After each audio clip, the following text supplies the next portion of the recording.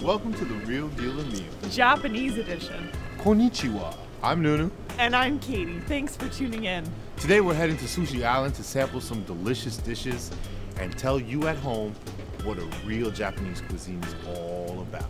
But first, we're starting off in the back alley behind the restaurant because the Real Deal of Meal takes a full perspective approach. And then we're taking it to the streets where we're gonna find out how much the average Canadian knows about Japanese cuisine and culture. So we've got the food. And some other interesting things too. Time to bring you at home The Real Deal of Meal.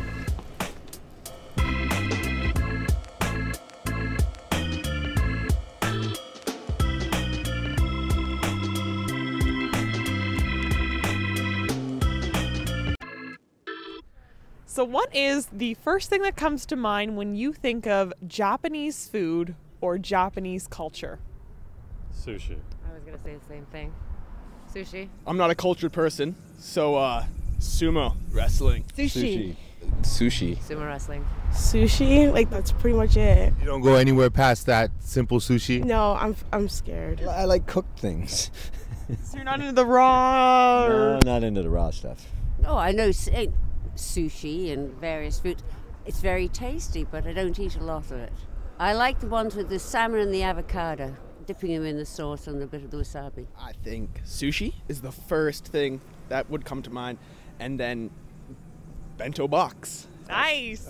Sushi and sashimi, rice wine, miso soup, Hey, that's good. seaweed, all that low tide stuff. What about the culture do you particularly like the most? This might sound cliche, but I like how it's really organized. When you get the sushi, it's really portioned out well. There's a method to it, you know? Like you go to like McDonald's or you go somewhere else and they just give you food.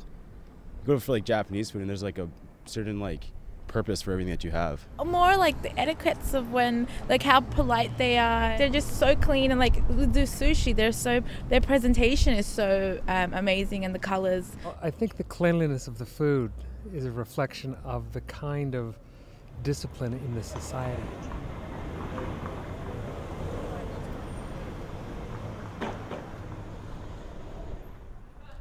Hello? For 2 people? 2 people, please. It's very basic. Thank you.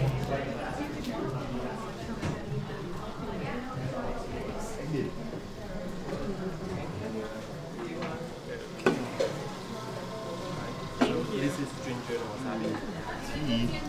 I like that. Cheers. Are we ready to order here? Yes, we are. Yes, we are. The most popular one is here, Green Dragon. The Yes. Green Dragon. And the Rainbow. Yes. If you really like the Red Dragon. Red Dragon is key. You said that there was one that you guys, that only Sushi Island does. And the Fire Scorpion. Yes. And probably you can take this one as well, the brown rice. Not too much sushi restaurant in Toronto make have a brown rice. Okay. We do. And the most popular one is the Canadian firework. Canadian fireworks. That sounds explosive. I think the good combo is this one. It's a vegetarian sushi boat. Yeah, so vegetarian sushi boat. I think we also talked about the vegetarian firecracker. That's the spicy one. Like the spice. And we did talk about a couple appetizers that you were mentioning. The enoki beef. And this will be popular one. It's vegetable tempura. Tempura, please. And how about some edamame? I'm gonna take some sashimi here. It's the sashimi table. And probably you can like it much. It's a sashimi 12. Okay. Sesame 12 with a bunch of different kinds of fish. Yeah, it's gonna be four different fish and three pieces each. Okay. So it's gonna be salmon, Okay. white tuna, and tuna, and the red snapper. Miso soup, please, as well to start. Okay. Thank you so much. No problem. How do you say thank you in Japanese? Arigato. Arigato. Yeah. Mr. Roboto? Mr. Roboto. Yes. That's amazing. Thank you so much. Thank you so much. No problem. I'm stoked because he is like this and that, and you might want to try some of this. And I'm like, you know me and my belly, there are two different people, and my belly right now is just really thanking me for being a part of the real deal and meal right now. You know what I mean?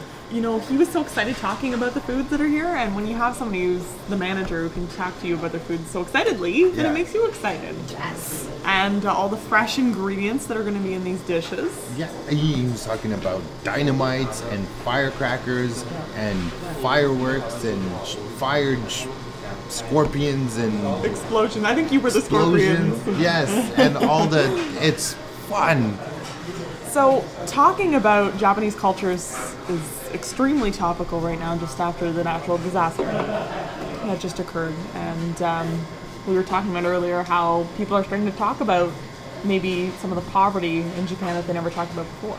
I know, even though that it is poverty, you don't see people fighting over food, and you don't hear stories of looting. It's just everyone's working together towards building each other up, and I think that's an awesome story in itself, and really reflective of the Japanese culture. And Community. yeah, I think you're right. I think that is reflective of the culture and the gracefulness of the people. And you know how they say it takes a village to raise a child? I really feel like Japan lives that out. yeah. And everybody kind of supports the other person and respect for the elders.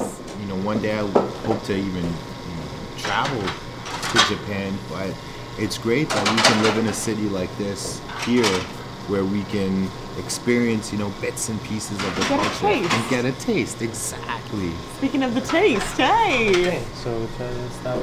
Miso soup? Thank you so much. Great. Oh, you just take it from the bowl?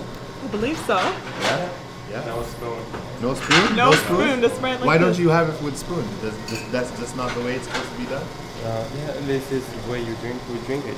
Okay. No spoon, without spoon. Get to me. Oh, wow. It's delicious. That is awesome. What exactly is inside of the miso soup? Is it made from soybeans? Yeah, that's right. That's it. So it's just boiled soybeans. The green one and the green onion Yeah. and the tofu. And they just boil it, and it becomes this. So lovely. It's very fresh. I feel like it's a great preparation for the main course. It kind of gets your palate ready to eat and open to some different flavors that we're going to be experiencing. I'm so upset. I've never had that before. Never had miso soup. No. A first time. I know. Another first time in the Real Deal of Meals. And I shared it with all of you. So chopsticks, which came to Japan through China, were originally just used by nobility. Really? Yes, and it used to be that everybody would just eat with their hands.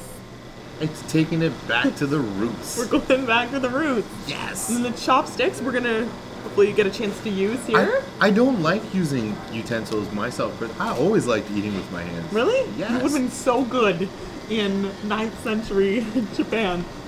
Missed a train. Damn. Yeah. And then the spoon was even, I think that came just shortly after with the chopsticks.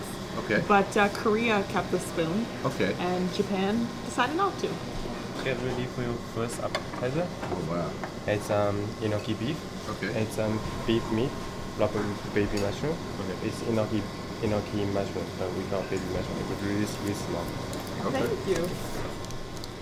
Did you know Japan, Yes. Japanese people, have the longest life expectancy out of any country in the world? I heard about that before. I have heard about that. And I can see why. Because dude's calm as it gets. Calm, He doesn't get too high, doesn't get too low. He's just even keel. even keel. Yes. I think it also has to do with the healthy diet that they have. I want to see how this is. He said this is a very popular dish. I can see why. That was awesome. It's noodles wrapped in beef. It's not too salty. It's just a nice flavor. It's a full beefy taste to it. It's cooked beef, not raw. No. See, no. that was the common misconception. Everybody thinks It's raw. everything's raw. Yeah. Yeah. No. I like that. Let's go check out What's we going on work. behind the scenes. Yeah. Let's Okay. do that.